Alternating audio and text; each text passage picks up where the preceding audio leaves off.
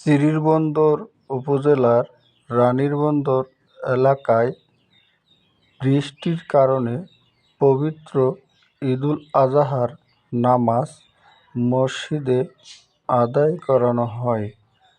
তো আমরা সবাই মসজিদে নামাজ আদায় করি। আপনারা সকলেই মসজিদে নামাজ আদায় করেছেন তো? ঈদ মোবারক, ঈদ মোবারক।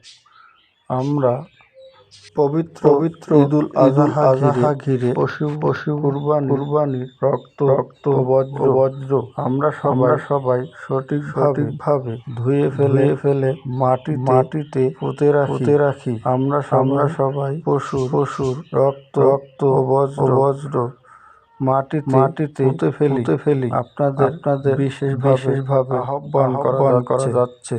কুরবানির পশুর চামড়া আমরা কোথাও যেখানে ফেলাই রাখবো না। কুরবানির পশুর চামড়া আমরা কোথাও যেখানে ফেলাই রাখবো না। কেহ মনে রাখবেন যেখানে ফেলাই দিলে কিংবা নদী পুকুরে পানিতে ডুবিয়ে দিলে আপনার নিকটস্থ প্রশাসনকে জানিয়ে দিন।